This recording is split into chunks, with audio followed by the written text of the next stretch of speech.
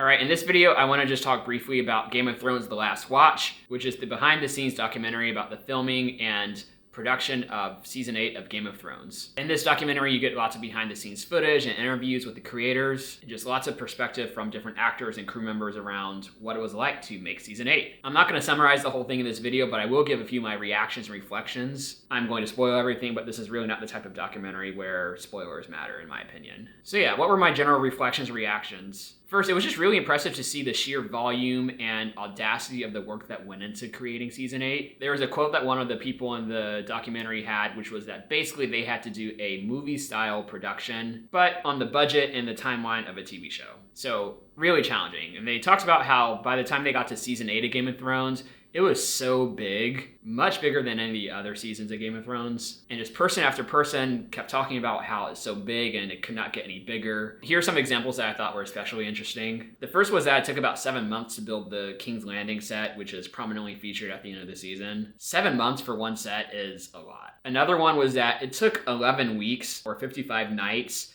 of night shoots to shoot that battle with the White Walkers that appears in one of the later episodes. Yes, this is the episode where everyone thought it was too dark. Another thing I found interesting was that there is a guy who is just in charge of snow and creating all the fake snow, and this guy appears over and over again in the documentary. Just like, wow, you have a guy just for snow. And then you're just going through this documentary and you see all the detail in the costumes and the sets and like all the table reads and the rehearsals that they have to do. You just really get a sense for the scale of the work that is involved. And when you really sit back and think about it, it's just really amazing to think about all the work that we put into what is essentially a make-believe story for our own entertainment. It's just mind-blowing that we as a society appreciate these shows enough that they are worth all this work. Shows you the power of stories. And I think all of this work that they put into the season is even more striking considering the facts that, in a lot of people's eyes, Season 8 of Game of Thrones just completely flopped. But that did not change how much work it required to produce Season 8 of Game of Thrones. I go back to that example of that 11 weeks that they spent on that night shoot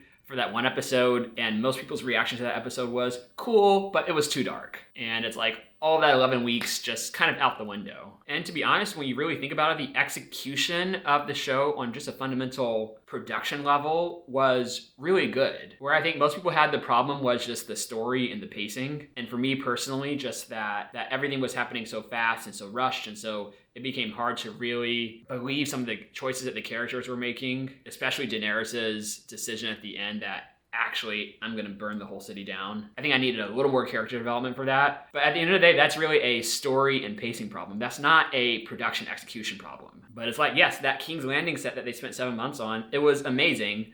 But I literally gave almost zero thought to how amazing that set was when I was watching the episode, because I was like, I just can't believe that Daenerys made the decision to burn all these people down. So it is just a little bit messed up that you can put all of that work and people still not appreciate it. And I have to say that I take away some lessons from this as well, being a content creator now. One is that at the end of the day, you just cannot control or predict how your work is going to be perceived. More work does not necessarily equal better results. And so I think at the end of the day, you basically just have to work hard, do your best, produce something that you would like to put out there in the world, and just hope for the best. The second lesson or just takeaway is that it does make me appreciate shows like this so much more when I see all the work that went into it. Even if there are flaws, I have a deep appreciation for Season 8 now that I didn't necessarily have before, and it frankly makes me want to go back and rewatch that season just to appreciate it more. Another is that story matters so much. Again, I think the problem with the season was basically a story problem and not an execution problem. Another lesson is maybe that just expectations matter a lot. Like, if the earlier seasons of Game of Thrones had not been so amazing, would we have been as disappointed with the later seasons that happened? My guess is no. I think we would have just been like, oh, that was a pretty good season. Maybe not an amazing season, but there wouldn't be all the hate that there is for it now. And then finally, it just makes me think a little differently about long-term projects in general that I might undertake. Like, as an example, I've been working on this video about blockchain for a long time, and if I actually release it, it's going to be the biggest and most complicated video that I've ever produced. In the back of my mind, I'm like, what if it flops? What if no one actually watches it? And so I've been very tempted to just quit on that video and put it on the shelf and just make a bunch of easier videos like this one. But if I can really get myself into the mindset of just enjoying the journey and not caring so much about what the outcome is, then I think I'll be able to finish that video and enjoy it, and it'll be worth it. Because at the end of the day, I don't want to live in a world where people are too afraid to take chances and swing big just because something might flop.